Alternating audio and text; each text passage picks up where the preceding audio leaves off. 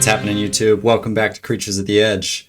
It's amazing how much you can get done if you stop watching Letterkenny and Shoresy reruns.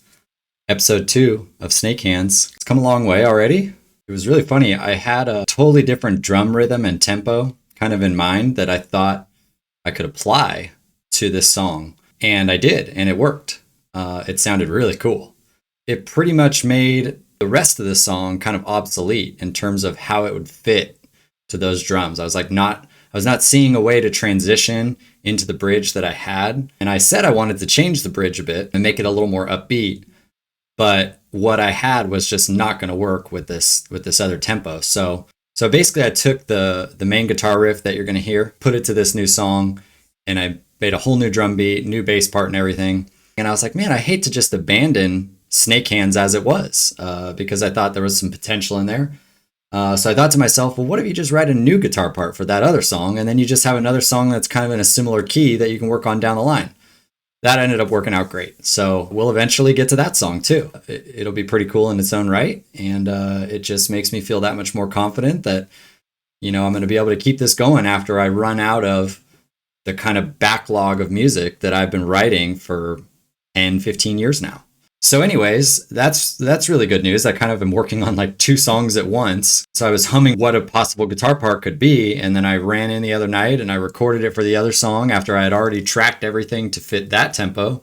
And then I retracked it for this song. So a lot of guitar work the past few days, and I'm feeling pretty good. I feel like I'm getting it back a little. It's been, it had been years since I really played. In the writing phase, I play a good bit. And then when I get into just the straight mixing phase and I'm working on drums, I don't play very much. So I wanted to take a few minutes here before I start working on what you see in the top here is quite an empty drum area. And you may have caught a glimpse of it in the background of other posts and stuff, but there's a surprise back here. And there's a reason I haven't started working on the drums yet. So I'll reveal that in episode 3. Let's see where we're at. I've just got a little drum machine in here right now. Satala, my favorite little drum app. It's the most simple, basic one. And the controls are awesome.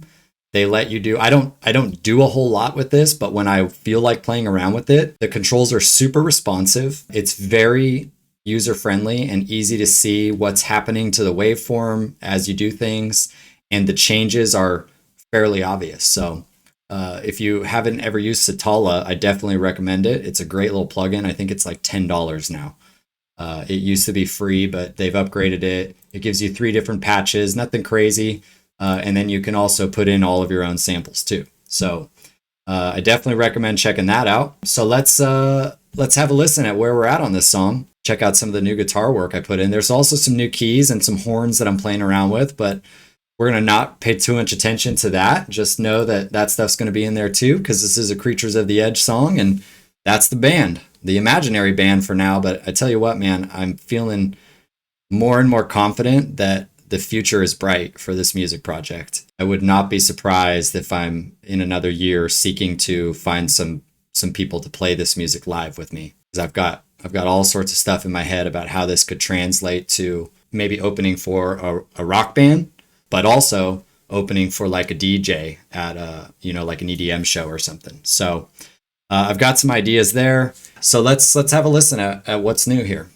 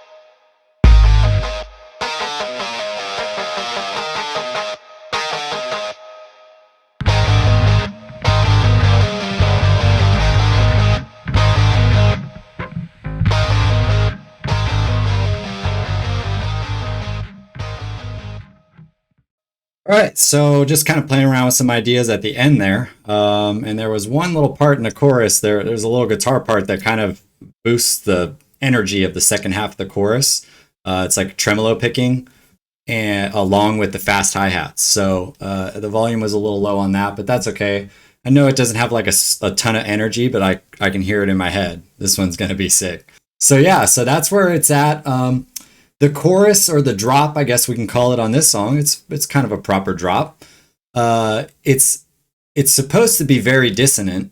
I don't know that this will be the final version. I just came up with this stuff, and my writing process kind of like one instrument part kind of begets another instrument part. And as I build things out, it tells me, like, I write a guitar part and I'm like, okay, that's cool. And then I write a bass part and I'm like, that fits. But then when you start to add the keys and then the horns, you start to hear different things.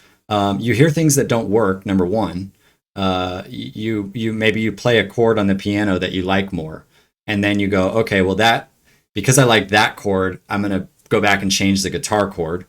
And then other times you play a chord on the piano that maybe adds a note that you hadn't quite thought of, or a harmonic or something.